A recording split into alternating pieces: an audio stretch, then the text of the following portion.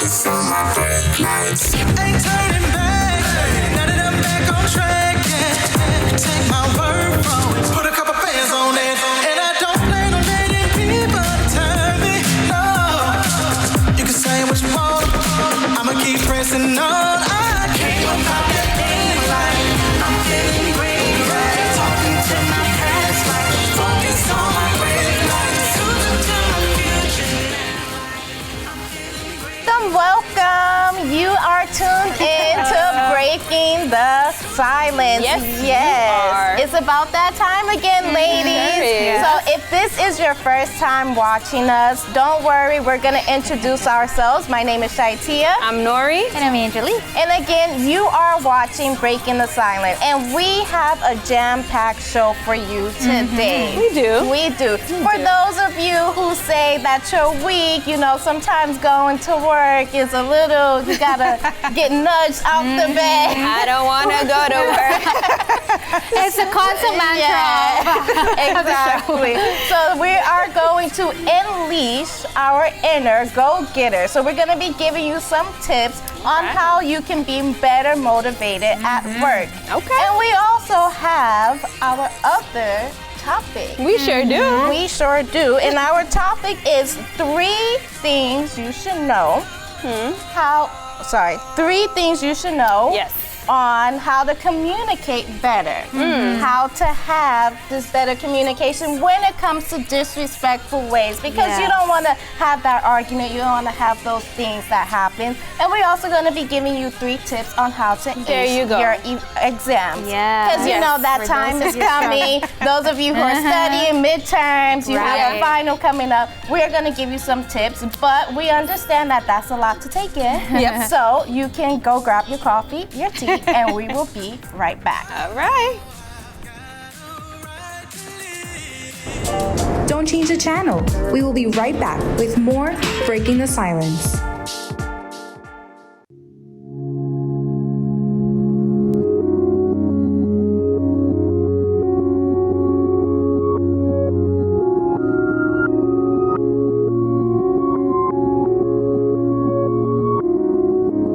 Stronger together. Breaking the Silence is your community for support and inspiration. Here's your challenge. How many times is the yellow backpack passed? Go.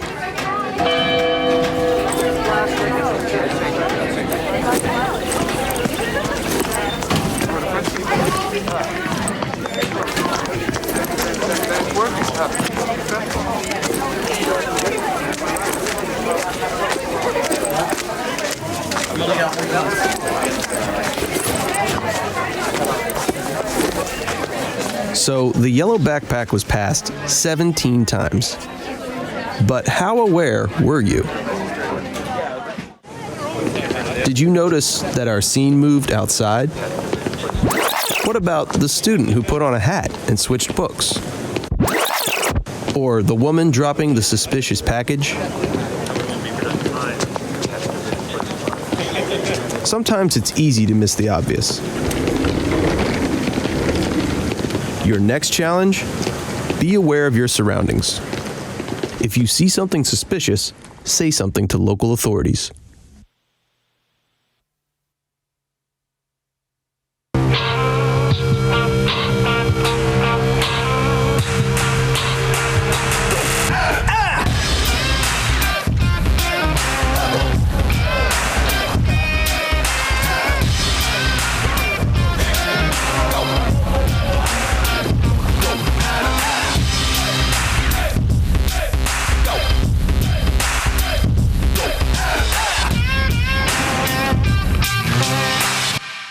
Need a ride? Yeah! Driving with kids is a big responsibility. Hop in and buckle up! So don't sweat the small stuff. You got paint all over our paper! Get the big stuff right instead. What does that mean? Like making sure your kids are in the correct car seat and buckled up for safer travel. That deserves a wiggly wiggly wig. To make sure your child is in the right seat for their age and size, visit nhtsa.gov/the-right-seat.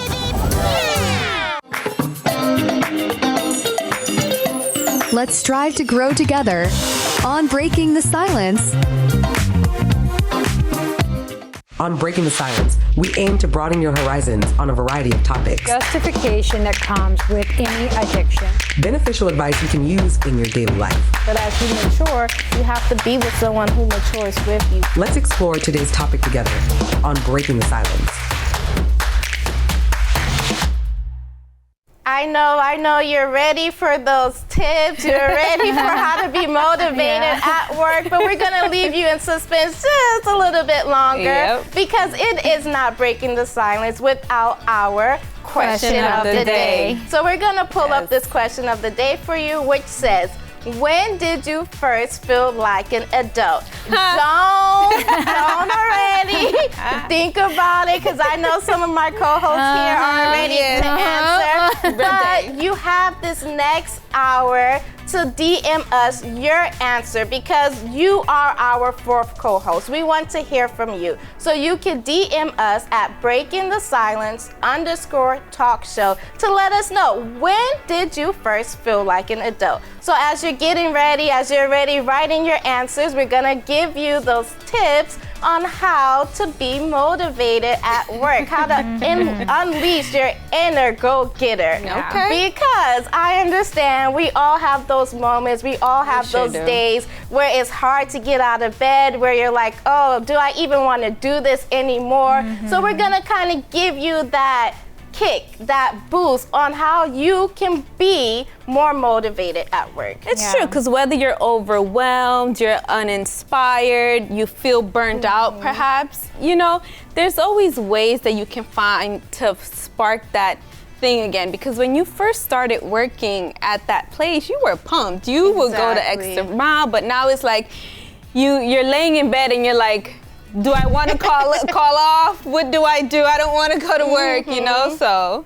Yeah, and it's also, we're going to give them 5 practical tips. They're simple, but they are very effective. Definitely. So take notes, prepare your notepad, because we're going to start. Oh, yes. And so the first one is to set SMART goals. Okay. Now, SMART is not just smart, like, oh, let me think smart, but it's actually an acronym for a way to set these goals. So your SMART goals is to be specific, measurable, attainable, relevant, and timely. So when we say set SMART goals, instead of you saying like, oh, I need to have this project done, just like I need to get this project done. But you're gonna set a goal. I need to have this project done by Friday. So that way you're giving yourself that time. You're being specific on what you need done, when you need it done, as well as you're making it relevant. Like, which one is more important? Do I need to do this first or do that first? Because I set a to-do list, and I say, okay, I'm gonna do this, and that. And sometimes you don't always get your to-do list completely done. But if you start to set at the top, okay, I need this done, I need that done, I need that done. Those little things that's at the bottom, if you don't get it done, you don't feel too bad because you got what was most important out the way. Okay. And also optimizing your work environment. That's definitely another plus. Because let's say, for example, your work setting is kind of boring or whatever. Set the tone. Do something that's definitely going to kind of pump you up, so you can get started, so you can be focused on doing what you need to do. There's times where if you work in an office, you're probably just sitting there or sitting at the computer and you happen to be falling asleep, you're yawning, you just feel like, oh my goodness, what time is it? I want to go home. And every time you look at the time, your watch is only maybe like 15-20 minutes has just gone by, and you're like, oh goodness gracious, how long do I need to be here? Why am I still here? So you know what? Set the tone. Set the tone for your workspace, your environment, whether it's to put music that's gonna keep you pumped and amped, or just different things. If you have your own personal space, hey, do something that's definitely gonna kind of like uplift you in that work environment. And another thing is celebrating your accomplishment. That little to-do list that you checked, celebrate that. Reward yourself. But there's a but here.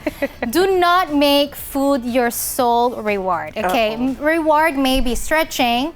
A reward may be taking a walk, taking a break from that computer, from that desk or even from that work environment. Because when you are like constantly in that work environment, even if you stop, you feel like you're still working. Yeah. But then when you take, like you actually step foot out of that space or whatever it is, maybe it's if you're working from home, you know, leave that office space or that you made for yourself. Or if you are working like, you know, in a corporate office, you know, maybe take some fresh air outside, you know, take a quick walk or just take a break or maybe some coffee for you, whatever actually motivates you, a reward for you, but don't make it solely on food because again, if you binge eat too much, then it could be a problem. And this is something that you tend to practice, right? Because you'll set your timer for like 20 minutes and then you'll stop for 5 minutes, do a walk, do something, and you've seen like the results, the reward out of doing it. So it's not just something that we're saying, but we put it into practice as well. And you have to remember your why. You know, why are you doing this? Why are you in that place? How has it been helping you grow? How has it been inspiring you? Because when you remember your why, when you remember why you're doing something, you tend to have more enjoyment in it because it's hard. You know, you're like, oh man, I'm doing this, it's hard work, I'm sweating, but you remember the reward at the end. You remember the end goal. And so that hard work won't seem as a burden to you because you know that at the end you're gonna have this enjoyment, you're gonna see this situation change, you're gonna see this happen, you're gonna get the project or whatever you're doing it for, you're gonna see that result, and that's gonna keep you motivated and to keep going despite the hard work, despite everything that's been going on. You know, I like that. I like that you said that the why, that's something that we definitely have to keep in focus all the time because it's like, let's say for example, perhaps you're in a job that you really don't want, you don't like, but you know, because of circumstances, situations, you know, you settled for that. But there's a reason behind as to why you decided to take that job. So let that be that motivation, that push, that drive for you to give your best. You never know. Perhaps you might not like it right now, but as you shift your focus and look at the positive side of it, and like Tia said, the ultimate goal that you want to reach, you're definitely going to start doing things differently. You're going to find yourself coming in early, leaving late, or you're going to find yourself going that extra mile, or you're going to find yourself, you know, seeing things in a different light, and you're going to be like, this is not so bad after all. So I like that why. Always think about why is it that you're doing it. And if you're really like struggling, you know, it's really hard for you, seek support, right? Yeah. You have your team members there, you have your colleagues for you to help. So it's collaboration more than competitiveness because most of the time in a work environment, I need to get this task done, and then there's another one who's, you know, who's struggling. But then if you're really like needing help, you know, there are their team members there to ask for help, and especially those who already been experienced in that field. Those, the mentors, or those who are like senior managers or whoever that's been there for like 10 years, 20 years, and they can help you out with a task that maybe it's your first time, you know, having that project on your own, or you're leading that project and you don't know like the steps. So,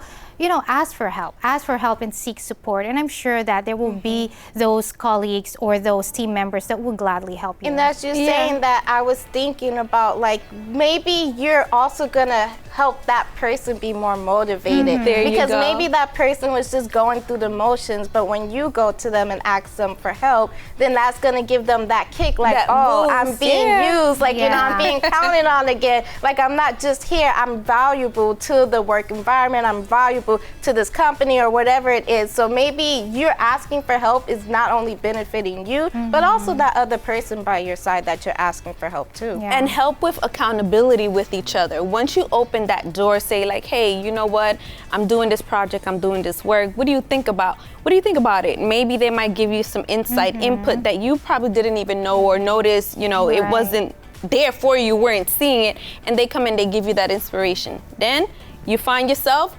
working as a team, as they say, you know, teamwork makes the dream work. You know what I mean? And then from there, accountability. You know, you help me, I help you. We knock this out together, and we push forward on to the next goal. You know what I mean? And you know, with that accountability, it also helps the person with the goals that they're setting. You know, that SMART goals. Because let's say I have this big project, and I believe so much in myself, and I'm like, yeah, I'm gonna knock it out in like 2 days. But Nori here is looking at me like, but because she's been there, she's done that, she can give me like, hey, maybe you can give yourself some more time. Maybe you can give yourself, you know, a week instead of 2 days, because when I did this or when I did that, it took me a little longer to do it. So that accountability would also help that person have those SMART goals, have realistic goals, where that way, if they don't meet that goal, they're not disappointed, they're not sad or upset, you know, because they didn't reach it, because you helped them like, hey, you know, this is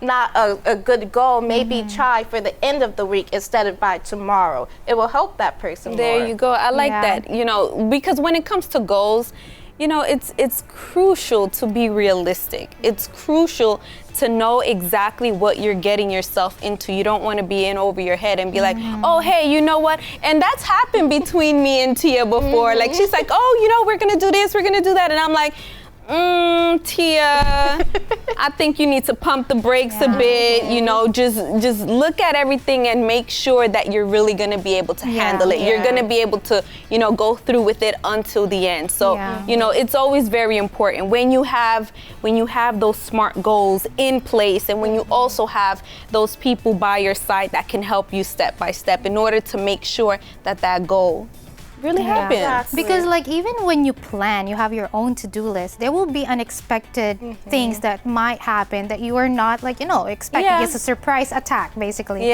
So you gotta have like that room for, okay, if this is not done, like I have this room of, you know, adjustments, you know, so that as you said, you're not gonna be being disappointed because you did not finish that task. So you plan, yes you do, however realistically, because some things happen, unexpected things happen, and sometimes there are urgent things that you need to attend to, you know? And that's true, and that's why we have to make sure that we are taking care of ourselves, our mentality, you know, not overwhelming ourselves, not putting that extra pressure, that extra burden, because that's also what can cause someone to lose motivation, because they're putting that stress on them, they're putting that burden on them, when there's someone by your side who can help shelter that burden, when there's someone there who can, you know, have your back and carry it together rather than doing everything by themselves. It's true. Motivation can definitely fluctuate.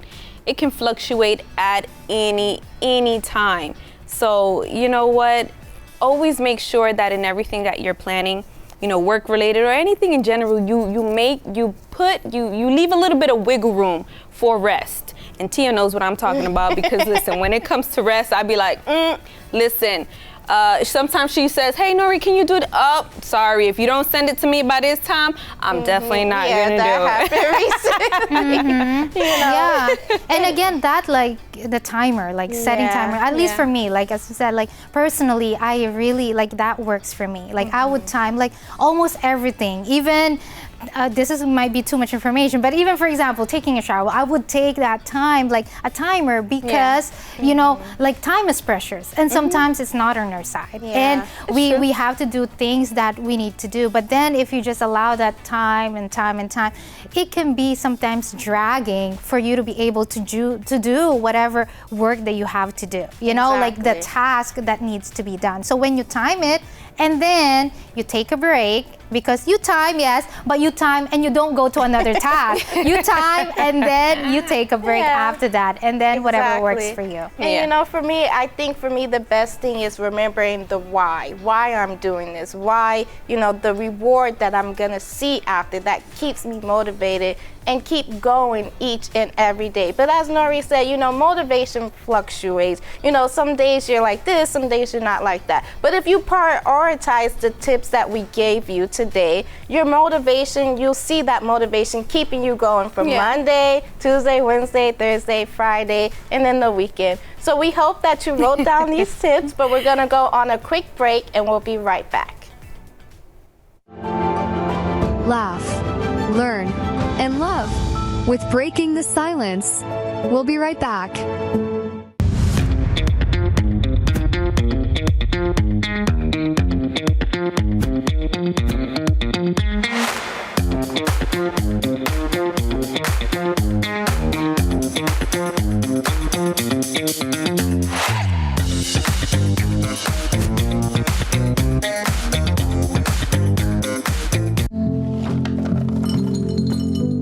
Kids across America are going to school hungry. Millions of kids every day. But one simple thing can help change all of this for a hungry child in America. Good, healthy food and the energy it brings. With help from caring people across America, No Kid Hungry is providing healthy meals and hope to hungry kids so they can build better futures. To learn more about ending child hunger in America, go to helpnokidhungry.org today. Did you receive a call or message that mentioned Social Security and demanded immediate action? Did the caller know your Social Security number or other personal information and tell you that your Social Security number had been used in connection with the crime? Did you feel worried that your Social Security number might be suspended, your bank account might be frozen or seized, or you could be arrested? That is not the Social Security Administration. Social Security will not threaten you, demand your personal information, or instant payment, email or text you pictures or documents, or use a real government official's name to gain your trust.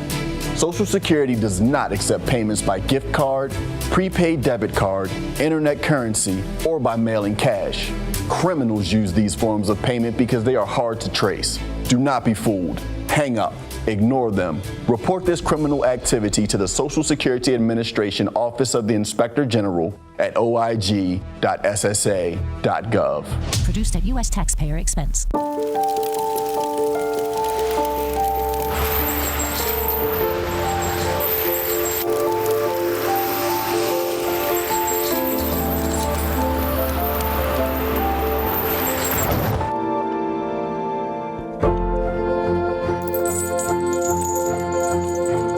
Did you know dragging chains can spark a wildfire?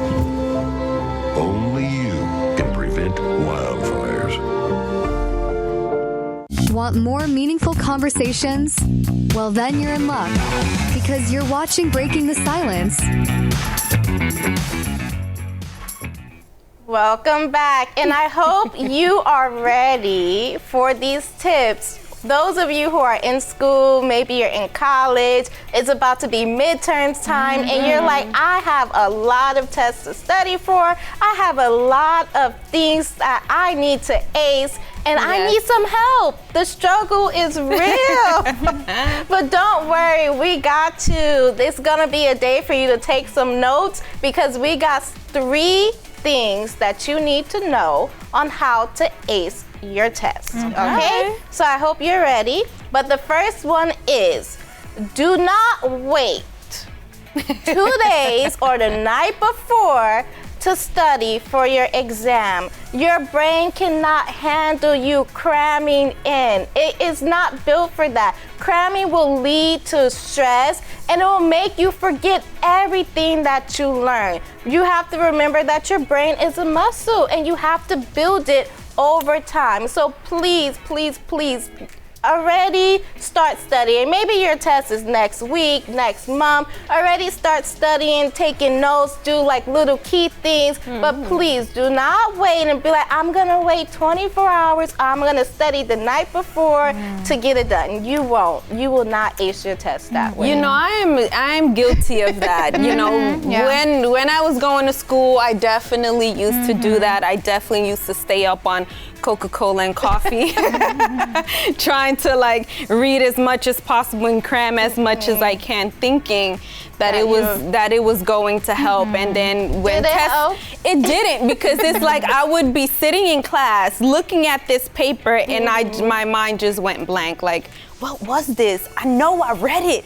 I know I know I read through this. What is it again? So definitely don't. For me, I didn't have to study like cramming, because I would implement, like I will learn as I go. I'll write key things that's gonna make me remember what I spoke about. So I didn't study the night before the test because I already knew. But even though some people, they're like, I have photographic memory, some of them, right? Yeah. Okay, once I read, I remember. But still, it's not healthy for your brain, you know, to be able to do that. Because, again, there's a lot of load information, and then it's kind of like, imagine if it's just, you know, the computer, when it's loading, imagine if it crashed at that moment when you were about to answer the test. So, you know, even though you have that gift of, okay, I can memorize, like you give me this, and because there are some people who are geniuses that they can actually remember. However, there's so much load in your brain that it could even crash at any moment. It's true. And going off of what Tia said, that brings us to our prioritizing, you know, recall. You know, active recall, that definitely helps you, you know, with memorizing certain things. Instead of like trying to memorize certain things verbatim, pinpoint certain words, certain things that are definitely going to stick out, that is going to help you for memory. You know, test yourself regularly. You can test yourself with flashcards or summarizing as well. Summarizing is something that I definitely like to do. It helps me a lot. And active recall also helps identify what areas you need to study more. Exactly. Yeah. Because when you already prepare ahead of time, you can know like, oh, I forgot this. Let me go. And that would be like what you do like maybe the night before or 2 nights before, because you already know everything else. You sit there and you're like, okay, let me focus on the things that I'm still struggling with, so that way that can be fresh on my mind. There you go. Another thing that helps me out too is also like speaking or reading out loud whatever it is that I'm studying. You know, I keep repeating it, you know, or sometimes I like we said earlier, test yourself on certain things to see, and you're gonna see what you need to focus on more. Maybe the other stuff you're like, oh, I aced it, I got it, you know, it's no biggie. But there's some other parts, other things that you're struggling in, so that will definitely help you out as well for you to ace. And another thing, the last one that you need to know is simulation. Why do you think there's dress rehearsals when there's a play?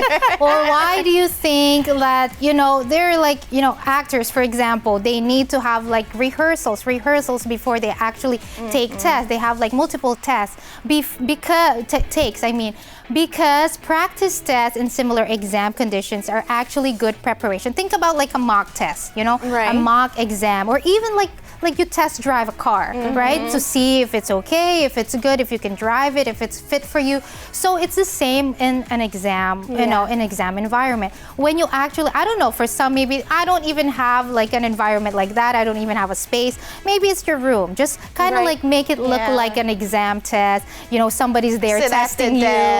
Sit at the desk, or even like maybe even like practice questions that might appear on the test. And when you have like your exam, you would remember that, you know, environment. You would remember, okay, what you learned, the flashcards, the recalls, and all of that all together. Then and also you won't freeze, because a lot of people, they freeze when they go in. They're okay, you know, they're okay before, but when they go in, so if you're kind of used to already doing things in that setting, you have, it's like muscle memory. Like you feel natural. You know that you got this. You're okay because you're used to being in that type of environment, that type of setting, instead of you freezing, being like, oh my goodness. Because a lot of times the person know it, but they just get so anxious because of the environment, or because the pressure's on. Like, man, this is a test. Like, oh my goodness, what if I fail? You know, they psych themselves out. You know, I like Angelique's example of like test driving. That's exactly what I did. You know, whenever, you know, I was studying to get my license and stuff like that, I actually practiced on site and with the vehicle that I was going to use the day of. So when that day came, everything was good. I was very comfortable, but also at the same time, prepare yourself for what ifs. Because I remember when I went to go take that test, I was confident. You know, I was confident because I was practicing on site, but my instructor was definitely having a whole side conversation about Thanksgiving and what they were gonna do, like trying to throw me off. So, you know, sometimes there's things that you will not foresee, but give yourself that space.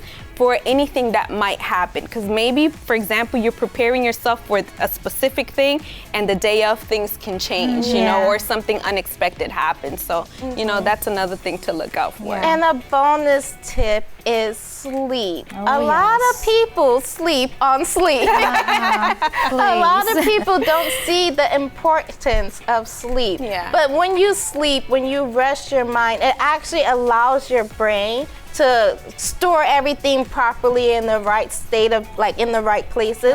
As well, when you go to take the test, you feel refreshed. You feel okay. Like when you wake up in the morning, I was thinking of Nori's example when she was saying the coffee and the Coca-Cola all night. When by the time she got to the test, she probably was like falling asleep, you know, tired. Her brain was overworked, probably ready to crash because she did not get the proper sleep. So before the test, if you implement the 3 tips that we gave you and you sleep, you will be able to pass your test because you'll be relaxed, you'll be ready, you'll be calm, and you'll be in a good mood. So we hope that today's tips are helping you, those who have midterms, finals coming up, you have a driving exam, whatever type of exam you have coming up. We hope that today's tips help you, but we will be right back.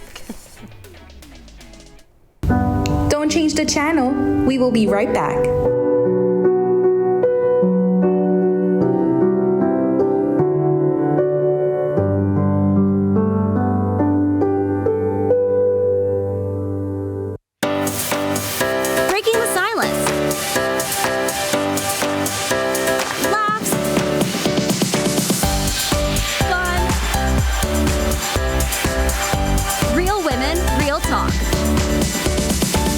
Stay tuned.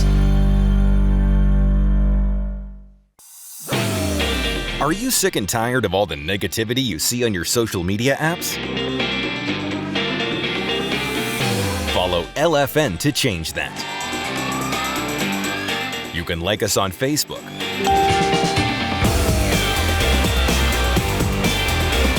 or scroll through our feed on Instagram.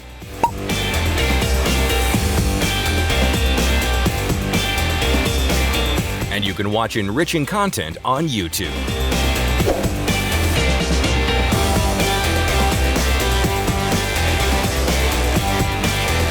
LFN.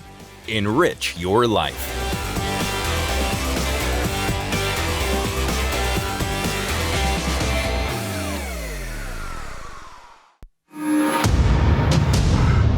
Everyone loves a champion. Someone whose performance puts them head and shoulders above the rest. But not all champions wear a medal or hoist a trophy. At the U.S. Center for Safe Sport, we see champions everywhere we look. In every sport, on every court, we're building a foundation to ensure all athletes are safe, supported, and strengthened. We believe abuse can be prevented by taking a hard look at how we coach, how we train, and how we interact after the last whistle. We have provided over 2 million safe sport trainings. At the U.S. Center for Safe Sport, ending abuse is not just our job, it's our promise.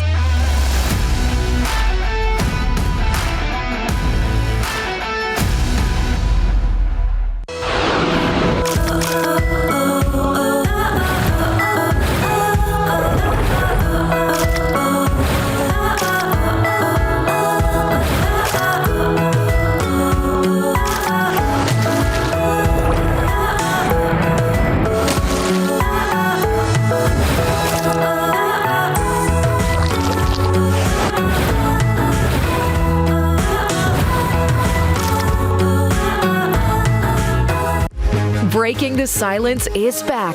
Let's keep the conversation going. So, are you ready to tackle this next topic? Because it's something we deal with wherever we go.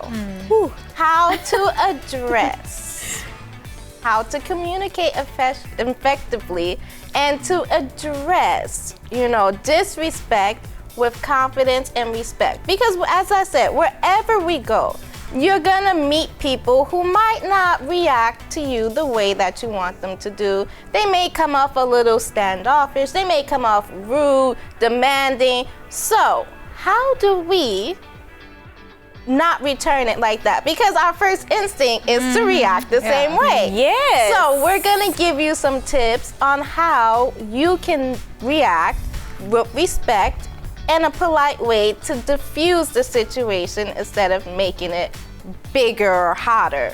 And that's key, that's key because, it can be at any time, at any moment, moments where you least expect it. Yes. Where someone would just say something that will like, whoo, and so that's why we're talking about it, All right. And learning it effectively on how to, address it. Actually, first, keep that relationship, right, civil and healthy, but also for your own well-being. Oh yeah. Yes. Because first off, you don't want to be like blowing hot steam when you are feeling okay, like you started your morning, you started your day, refreshed, renewed. However, you allow this person or, the setting or whatever it is, that comment to just make your day like worse, right? So we are going to learn how to effectively address the issues.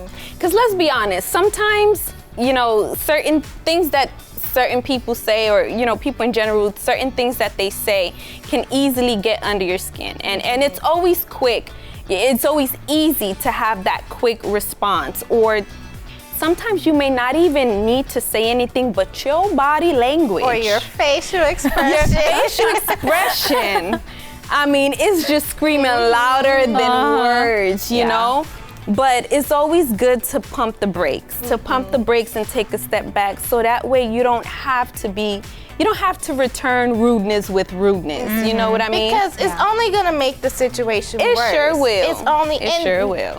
The first thing we're gonna teach you are some potential reasons why that person may be rude. Because maybe you're thinking it has to do with you, but the first reason that they could be rude is they're going through some personal issues. They're going through a battle, maybe a trauma that they have, maybe somebody's sick in their family, and they don't know how to express it in the right way. I remember a situation that happened to me where I went to a place and I needed to wait, but the person who was at like the desk was like, no, go ahead, you can wait for the person there. And when the person came back, they just yelled at me like, didn't I tell you to wait? Why are you back here? Blah, blah. And I'm just like, okay. I'm just like, oh, yes, I understand. Yes, okay, like very polite, like, okay.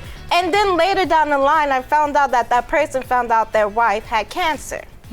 So the way they dealt with it in that moment came off as rude to me, but I understood later, like, they're going through something and they didn't know how to deal with it properly. So it came to me. But imagine if I would have been like, you can't talk to me like that. What do you think you...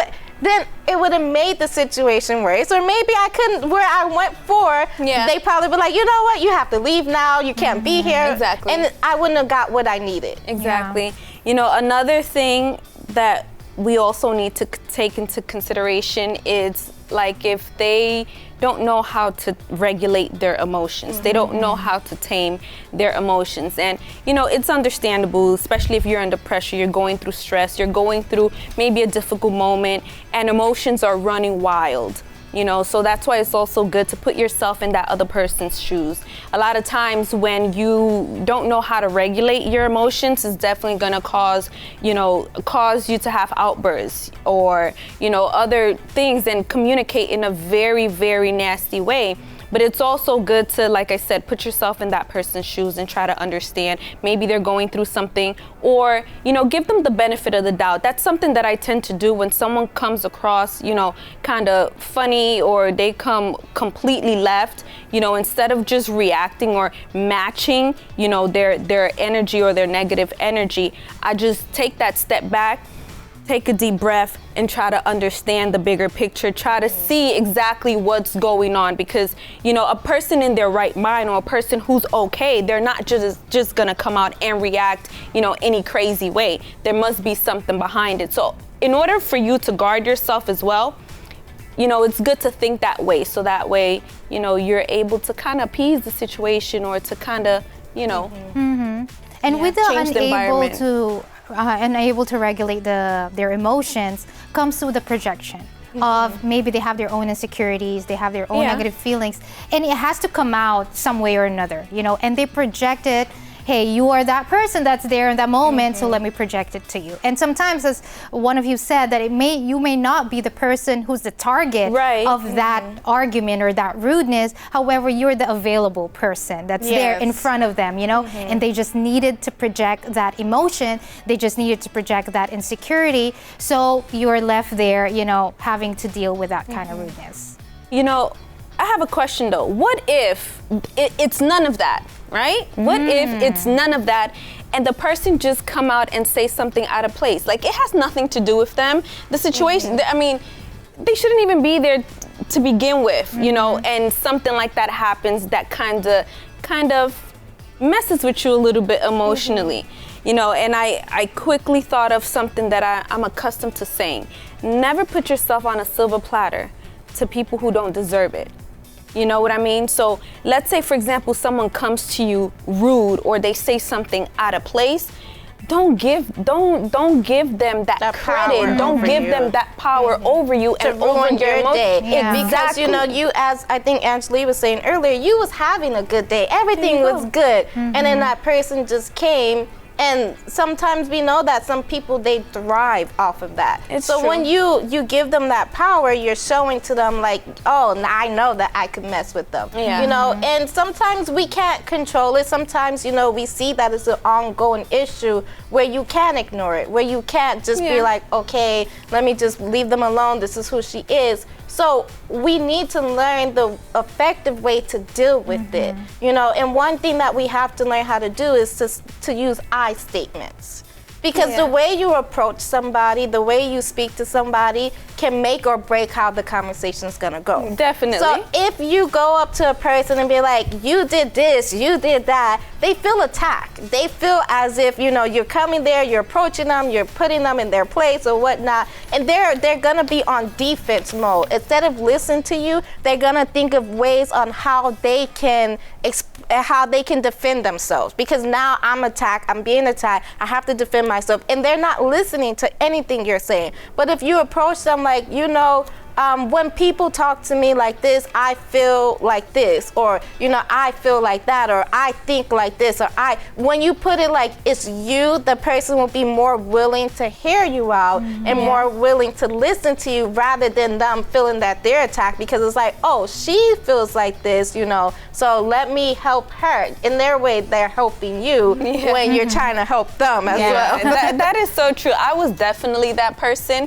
If you approached me saying you done lost me already. Everything else that you say after the word you, forget it. It's out the window. We can't have a conversation because I'm already feeling attacked. So using I statements is definitely something that is going to help you diffuse and help you to get to the end of what you're trying to do, which is to resolve the situation. And also focusing on the behavior and not the person. It's very important to focus on the behavior and not the person, because if you listen, at the end of the day, if your focus is on the person, it's definitely going to be something that's going to hurt you in the long run, in my personal opinion. Because listen, if it's someone that you need to work with or that you work with on a daily basis, there's no way that you can be able to run away from the person. But if you focus on the behavior, you're able to kind of pinpoint, and you never have control over what the next person does, but you do have control over you. So when you focus on the behavior, that's also going to help you work on yourself and also see what you can do in order to make things work with that person. Maybe how you might approach this person or how you might go about the situation may help change the course of whatever issue arose. Yeah, and speaking about behavior, you need to name that specific behavior. For Yes. example, you got offended or, you know, it irritated you, but you need to let the person know, okay, this specific, instead of saying, don't speak to me like that, maybe like when you raise your voice or when you get sarcastic in your tone, like it made me feel some kind of way, you know? So you name the specific behavior, because if you just say, don't speak to me like that, like how? You know, like me speaking like this, or me yelling my voice, or me being sarcastic. So when you name it, then they would understand, well, hopefully they would understand that kind of tone or that kind of like sarcastic tone is not helping the conversation. Yeah. And you know, as we're talking about naming the situation and, you know, we're addressing the person, you want to make sure that you speak in calm and measured tone. You know, you don't want to raise your voice, because again, that person can feel as if they're attacked or anything, especially when you're upset. So you want to make sure you're calm, you speak clearly, measured, because when emotions rise, then things are not seen clearly. So if a person is approached to and you're yelling at them like, oh, you always do this, then it's not being approached clearly, because then they're in their mind, oh, she's just upset, she's this, like she don't know what she's talking about. But when you go to them with a clear, you know, calm measure, you're like, okay, you're talking it out, it also makes the person feel more comfortable in the situation, because again, as we said about being attacked, a person never wants to feel like they're being attacked. If you want to resolve the matter, you don't want the person to feel as if they're being attacked, because it won't be resolved. You know, and another way to resolve the matter is to already come with a solution or an alternative, instead of just saying, hey, you know, this happened and I didn't like it, or I felt some type of way, or just speaking whatever the issue is. But coming with a solution or an alternative is definitely going to help the situation even better, and might help it even go smoothly. Maybe that person might be like, oh wow, I'm sorry, I didn't even realize that that's how you felt, or you know, it's definitely going to change the whole course of it. So always coming with the solution and an alternative is definitely a plus, instead of just coming or addressing an issue. Exactly. You know? And you know, for me personally, whenever I'm upset, I don't like to talk. I don't like to continue. So I will tell people like, I'm sorry, can we come back to this later? Because if I see myself getting upset, I know that I can be at risk of saying something I'm not gonna want to say, or I can't, because once you say a word, no matter if you say you're sorry, no matter, that person will never forget it. That person will always be like, oh, that's how she really, because as they say, when you're upset, the truth comes out. So I always make sure I tell somebody like, you know what? Let's come back to this later. Let me just take a second, you know, let me calm down, let me think first before we have this conversation, so that way we can make sure what we're saying is something that's going to help rather than hurt the situation. And most of the time, that is the key thing to do, because when you're in the heat of the moment, you're not thinking, you're just feeling, you're just going by what you feel or what you think or how you felt at that moment, what that action or what those words did. But when you actually say, hey, look, not right now, I can't talk right now, I'm not in that headspace, when you come back with confidence, and you come back with that respect that we're talking about when it comes to addressing issues. And you know, you have to remember that you're being assertive. You're not being aggressive, right? So assertive means that you're saying what you need to say clearly, effectively, so you can see a change, but you're not being aggressive, you're not yelling, you're not fighting, you're not arguing with the person. So we hope that these tips helped you today, but we are going to go to our question of the day.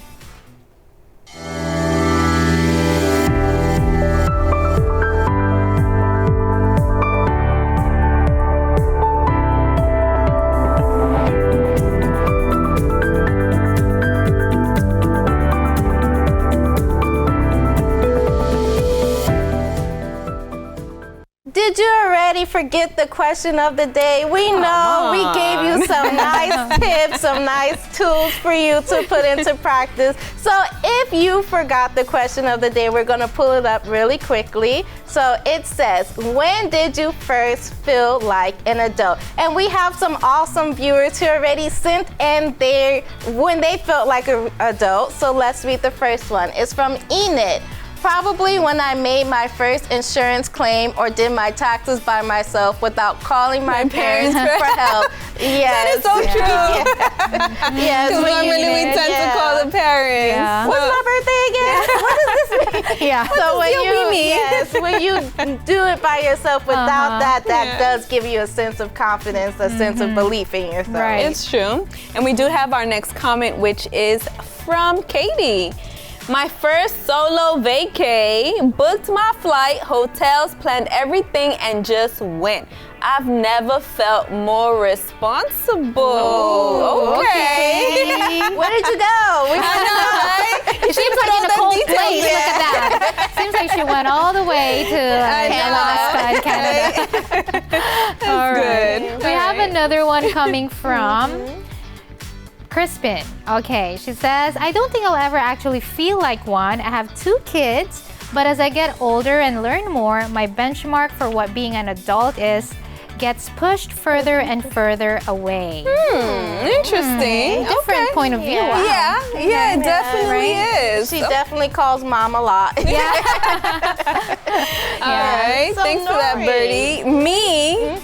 Oh my gosh, when did I first feel like an adult where all them bills just started slapping me in the face? Yes, one really. after the other. Car note, insurance, Seriously. phone bill, light bill. Like, listen, whenever your check hit the bank, you were like, ooh. And if you have stuff on auto pay, and by the time you go back and check again, you got less than $100. Like, what's going on? I was like, oh no, I can't do this. I need my mama. No, definitely. I couldn't agree with you more because when your first bill, like in your name, you're like, this is it. This is it. I know. Like, this is life. Yeah. I'm just a baby. For me, it was when I moved out of my mom's house. Oh. Okay. So I ended up having a roommate, moving in with a friend. And you know, when you're sick, your mom takes care of you and all of that things. That didn't happen. I had to take care of myself and all of that. So that is when I felt like an adult for the first time. But we are gonna go on a quick break, so don't go anywhere and we'll be right back.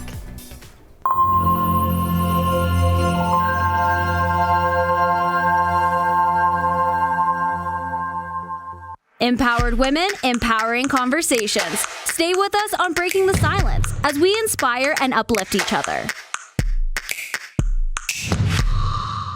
I'll never forget the day I nearly died. The only way we found out I had any kind of heart issue was when I went into sudden death. I think unless you are a heart disease patient, you may not know how much work the American Heart Association does behind the scenes to save your life. Since my cardiac arrest, I've watched all 3 of my children grow into adulthood, and I'm still here. Learn more about the American Heart Association's work at helpheart.org. Ms. Stevens, I just wiped malware off our system. People have got to stop clicking unsolicited email links and downloading free software unless it's from a trusted source. Sounds great. We need a data backup plan in a separate location in case we get hacked. We need to focus on making profits, not spending them. Learn to protect yourself from ransomware. If you become a victim, contact your local FBI office. You are now listening to Soul Food Podcast with Bishop Joshua. Oh, yes, it is soul food. Keep your faith alive. This food will never expire. Tune in on all podcast platforms. You are watching Breaking the Silence. What a good show. Yeah. So many tips. So many practical tips. Yes, they probably have a whole notebook full of things that they wrote down today because it was just a tip a day. Giving you tips from, how to pass that exam. How to ace it. How to have motivation at work. And how to deal with disrespect. Because, that is something that you will need wherever you go. Every single day. Whether you're in the supermarket parking and someone bumps into you and Driving. Oh, yes, driving. Are you speaking of personal experience? Maybe not a third person. Third person. I mean, it was definitely good. And I hope you guys took notes because, I mean, these tips were really crucial. Listen, I definitely put some tips here in my pocket because it's necessary. It's necessary when it comes to, because every single day you deal with all kinds of people. You never know what you're going to encounter. And you always want to make sure that you stay, you have composure. And the right mindset, the right way of mind, you know. Also the motivation for work to keep you going, to keep you pushing throughout the week. But you know, one tip that we forgot to tell them to help them stay motivated is watching Kings. There you go. So King airs Monday through Friday at 9 p.m. And if you miss it because you're just working so hard at work, you can watch the recap on Saturday and Sunday the same time at 9 p.m. So do not miss Kings, everyone. There's no reason why you should miss it. Exactly. But you know, it's time for us to wrap up today. We hope you enjoy. We hope you keep your tips forever. But it's time to say bye.